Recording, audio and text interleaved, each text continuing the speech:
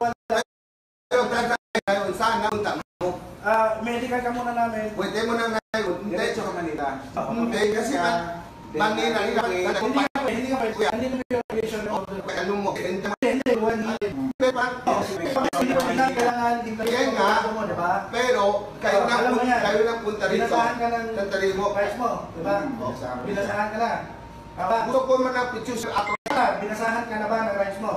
Pero sandali. Oo lang o hindi? Sandali Binasahan ka na ba ng rights mo? Hindi pa lang ako manang mapicture basa to marunong increase. Siyempre, hindi. Sabihin ko na, binasahan ka na ba ng rights mo? bakit hindi ko lang durang basa ko? Hindi, binasahan ka ba? Kita ng rights mo. Oo nga.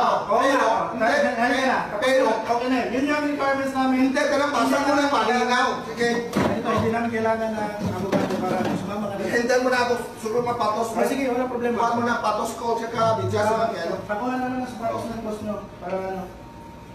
Kasi Ano pa kayo- kailangan mo? Maliban sa sapatos mo. Yan saan ang ID ko kanina. Ayun. O, bigyan na sa atin. Okay na yun. Kasi yung sa ano, huwag mo na ulo Kaya kayo. na wallet, pwede mo na. Oo nga. Oo nga.